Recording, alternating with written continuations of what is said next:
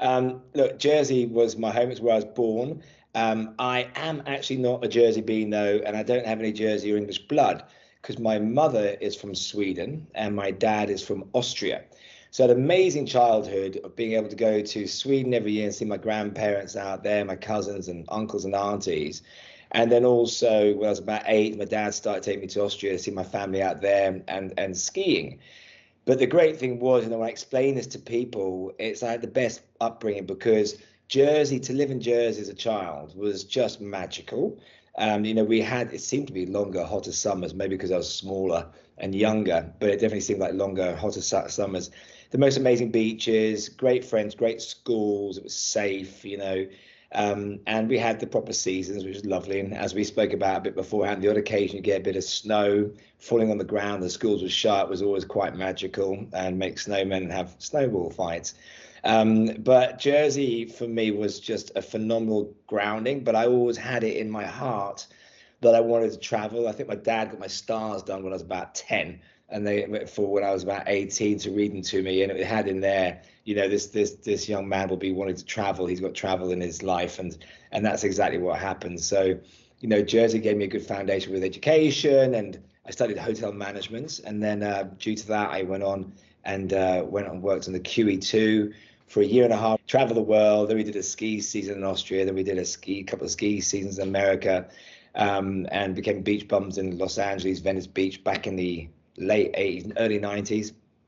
So, but we always, you miss Jersey. It's a magnet attached to Jersey, and we've all got those iron filings inside our bloodstream. So it always draws you back. And came back and stayed there for 20 years. And my experiences there was, I utilized that hotel management hospitality background and got into the restaurant business primarily, and ran some different clubs and restaurants and bars, some of which were the likes of Buzz Bar. I started working there, and then there was that opened up a place called the Rock Galaxy in Bowl Island, and started Rock Galaxy, which was a big entertainment center, and then took over a place called La Cala, which was on the Esplanade, and then we decided to create La Cala at the front end of the Bowl Island on Castle Street, to tie in with the Rock Galaxy and the bowling center. And unfortunately, a week before opening, the biggest fire in 50 years in the Channel Islands took hold of the building and destroyed everything. But from then on, we opened up some other clubs called Gap, Zebra Square. And then finally, I left that particular company, and there was a UK company called Luminar Leisure PLC, and they opened up Liquid nightclub. They wanted to open up Liquid nightclub, so I took on that role in charge of opening up Liquid, which is the biggest club that the islands have ever seen.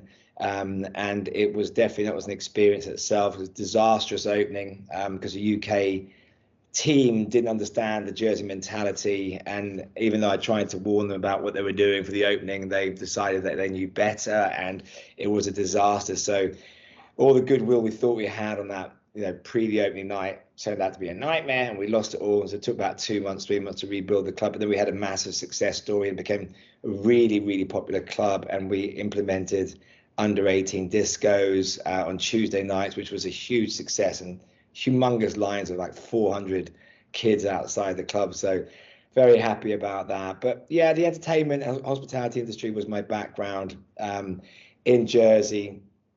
And then it kind of like, there's lots of other stories, so I won't go into all those. But basically, then I hit an opportunity whereby I discovered a really, really fantastic cider. When I was in England, I was working for a TV production company, filming different travel shows around the world. And one of our big clients was the Orient Express Hotel Group. And so the VP of marketing for Orient Express said to our little team, look, come to England, get your own flights. We're going on the Orient Express Murder Mystery Day from London to Brighton. And then we stop in Brighton for 3 hours, and then down to Southampton and back up to London. And it's a full-on murder mystery extravaganza with actors and actresses, and we play the whole thing out, and it's VIP treatment for you guys. I was like, yes, okay. So we all dressed as Sherlock Holmes, and we dressed as Hercule Poirot or whoever it was, and we boarded that train and had caviar and scrambled egg and Moet Chandon at 7 o'clock in the morning, I seem to recall. And then the actors start coming around, and giving us the clues. But we ended up in Brighton, and we went to the pavilion there where the murder took place. And then after the murder, we had like an hour and a half before we had to get back on the train. I lost my colleagues, not on purpose, I might add, but I just couldn't find them anywhere. So I went outside and I saw this wonderful new bar that's all al fresco. It was a sunny July's day in Brighton. I thought, right, I'm going in for a drink, and then I'll head back to the train. And I saw this couple at the bar drinking this red liquid over ice with mint, lime, and strawberry in it. And basically, it turned out to be a Swedish drink called Rekorderlig, which I then took a photograph of. And when I got back to Jersey, I researched it, contacted the brewery, and then got the agency. And so I've been importing Rekorderlig and launched it in 2011 into the Channel Islands, and still have it to this day, which I'm very proud of. It's still doing very, very well, still a very popular drink. And then off the back of that, the guys who actually had the rights for the UK, three English lads from a company called Chili Marketing, we became really good friends, and they were really impressed with what we did with the Jersey market. So I have Jersey to thank for that, and all those people that drink Rekorderlig in Jersey, thank you so much, because then they were like, look, we've just got the rights to launch America. We've got a team of 60 people here, but we want you to head it up. And I was like, oh, yes. I've been waiting 20 years for this opportunity to get back to America. I will say yes in a split second, which I did. And so it took about a year of planning, a few trips over there on some recce's. And I left our fair shores of Jersey back in May 2013. My God, it's nearly 11 years. Arrived in New York thinking, what the hell have I undertaken? Driving in a taxi from JFK Airport at night, looking at all the star-spangled lights of New York City and thinking, oh my God, we don't even have a single bottle of Rekorderlig in here. This is just one city and a mass country. I don't even know where to start. So it was quite daunting, but it all turned out well in the end. We got it into like 45 states over X amount of years. And my plan was always to do New York for a couple of years and then move to the West Coast, to LA, once we set up distribution out here, I should say, because I'm here now talking to you. And then moved out here and then carried on doing that until a couple of years ago. And then now I'm working with some other really exciting drinks brands, helping them find their way in America.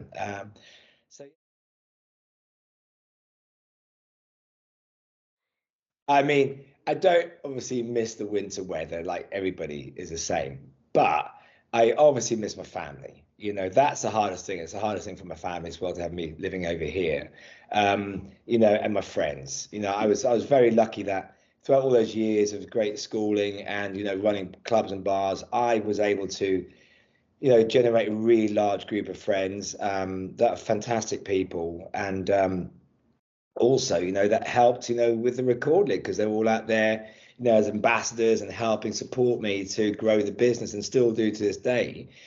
So I miss all them, but I am fortunate. I come back twice a year, because I come back, I want to see my distributors. I have a few other brands out there now as well. I have a kombucha called Low Bros, which is a superb kombucha out of Australia that is like the #1 chilled kombucha in the UK. And then I also have this great, fantastic premium alternative milks, almond and coconut milks called Nutty Bruce, and a new rum cocktail called Jamaican Rum Vibes.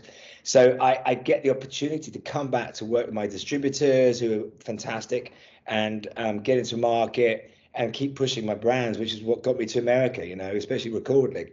So I'm very, I'm very honored to have had that in my life to get me out here. So I want to make sure I keep nurturing it, in the islands as much as possible. And it also gets me to see my family and friends, and of course come back and see the wonderful beaches and have a bit of fun going mountain biking and playing around the island.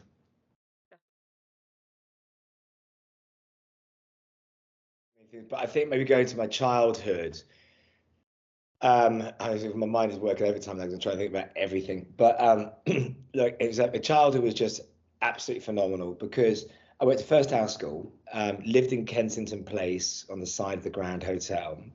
And so, one of my early memories is like one of my best friends at First House, Chantel Vass. Her mum used to pick us up, and we'd always walk back along West Mount, on the way back because I used to live just by the parade as well. And so we'd walk over there and then we'd have like oranges or a little snack on the way. And so Westmount became like my playground, I guess. And my other friends, we used to go up there and play, hide and seek and cowboys and Indians. And back then there was a lot more trees on that hill because of the Great Storm of '87 wiped out a load. And when I was back just a few weeks ago, I saw that this last storm, Kieran, wiped out a load more. But it was just, we had like, tree houses, it felt like. It was that magical land that we used to climb up into the top of these fern trees and just look out across the bay towards the castle. And there's hiding in trees, and we had rope swings, and it was just a brilliant place that we all used to hang out in all the time. And then my dad had a little cafe at the Parade Park, which was called the Red Seal Cafe back in the day. And so I grew up in that park a lot as well. Learned how to ride my first bike and had some great friends in that park as well. So, that was some key elements there. But I think my most magical place, and of course, it goes without saying, the beaches. I mean, I think Plymouth was my favorite beach. That's where I used to go. My parents would take me there once in a while, and the old sort of like, wooden belly boards and the caves. And to this day, every time I come back in the summer, the weather's good, I try and drag out as many people as I can to go to Plymouth, to either go jumping off the rocks at the high tide or going to the caves at the low tide and body surfing and boogie boarding or whatever. So I would say Plymouth is probably my most magical beach, along with like the Beauport and Portland, of course. But I think Plymouth is one that's, as a childhood memory, is probably my favorite. But then the most special place, and it's not really on the island actually, so it's off the island, but it's Elizabeth Castle. So that, because I lived at the end of Kensington Place and they had the ducks there. My grandfather and grandmother used to come over from Sweden every summer, or every other summer, whatever it was. And it was always that we'd go to Elizabeth Castle and go and explore around there. And as I grew older, I'd go out by myself and walk out there, and we had no money, so we'd try and climb up over the ornaments and up the cliffside. And I think a couple of times we were brave enough to actually get in for free. It took a bit of a risk of hurting ourselves, because obviously it's built to keep people like me and my friends out.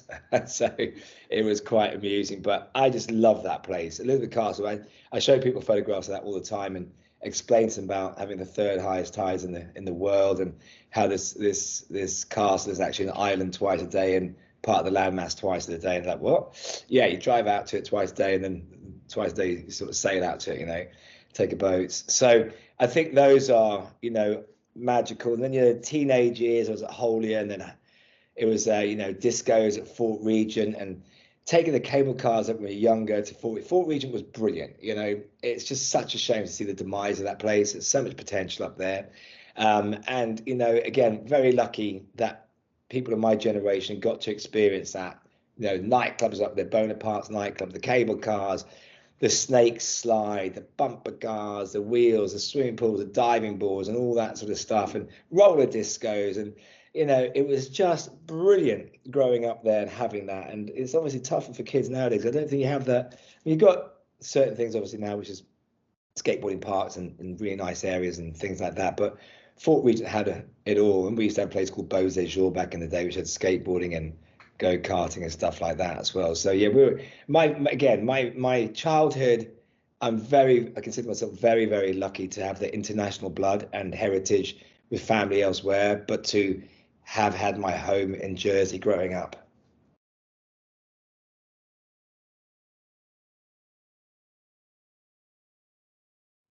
Being in America, a lot of Americans, haven't left the country, so they think everything is American, obviously, and they don't associate, like to your point beforehand, that New York might be new, and there might have been a York beforehand, and New England may have had an England beforehand.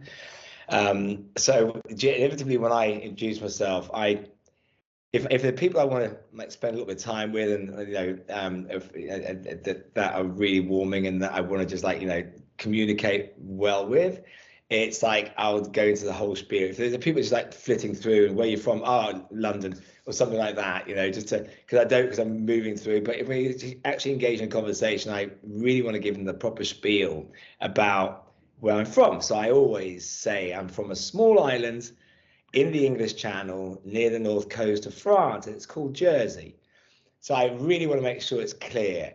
But the funny time is that sometimes, look at you, go, oh my God, my brother lives out there in Jersey. I was like, no, he doesn't. Yes, he does. I was like, no, he doesn't. He lives in New Jersey, doesn't he? But yeah, I was like, exactly. I'm from the island of Jersey. Then he go explain. And then I like to go tell them a bit about the history of, the Carteret family and how they governed Jersey, New Jersey, or owned it, whatever it was, and Port Elizabeth named after the Carteret's wife, etc.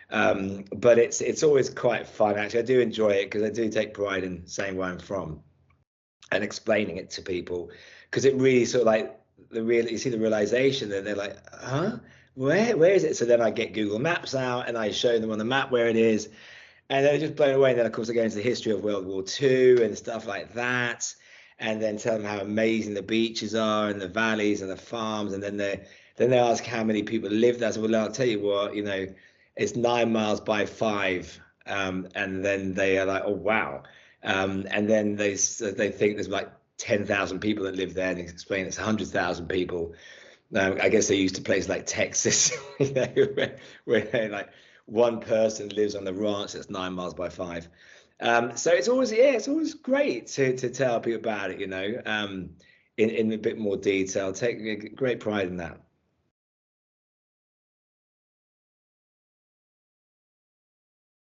I think really everything that we've spoken about is combined that, because that upbringing gives you a really nice perspective in life. You've had a safe upbringing. You haven't been brought up in a horrible place. You haven't got a bad attitude because you've been unfortunate to be growing up in a place that hasn't done well, or is struck with poverty or violence and things like that. So I think that makes you into a better person. And knowing that I had that upbringing of being on beaches in the summertime, we'd get our shorts on and t-shirts on, in June or July, whenever that starts. It was such an exciting moment as a child. The swimming pool we built up in the back of the first hour school, and now we know it's summertime, and and the long holidays, and just going out playing with your friends and having the nature, the ability to undertake water sports. I've got a big passion for water sports, and that came obviously from Jersey, swimming, but it was water skiing was my main thing, because I was a skier since I was 8, snow skier. I never really got into the surfing side, but I loved my kite surfing when that started up. And just giving you that the great outdoors lifestyle. The education system is great there. So that the medical system out there, I mean, God, America's horrendous for healthcare. It's absolutely horrendous. They're very good, but they're very, very expensive. And, with so many benefits of living in Jersey, our lower taxes, the cost of living's gone up crazy amounts, obviously, and that's really sad to see, because Jersey back in the day when I was running the clubs, and pre that, in the 70s, but certainly 80s and 90s, we had so much entertainment. And I was very lucky to grow up with all that entertainment going on. The shows would come over in the summertime, Leah Bell, etc., etc. Dick Ray had the Opera House, and he had Caesar's Palace down at Grange Lake, and there was Les Arches and Goree, and all these great things. And people used to know Jersey as like, oh, we'll go to Jersey because it's like, cheap cigarettes and cheap booze and cheap jewelry, and we can fly there in an hour, etc., etc. And those were really the days. And and maybe one day some of that part that will come back. But I have the fondest memories, and that's when I reflect in life. If I remember thinking, oh, things aren't that good, or this and that, or I'm stressed or whatever, you reflect on the upbringing that you have in Jersey. It's like quite monumental, and the fact that it's still my home. It's still home. I've been here in America for 11 years, and of course this is home right now, but my home is Jersey. It's where I'm born. It's where my family live. It's where my closest friends, who we've all shared wonderful experiences throughout our lives together, all reside. Over here, got amazing friends, but it's new memories you're formulating. But at home, you've got the history, and that's quite special.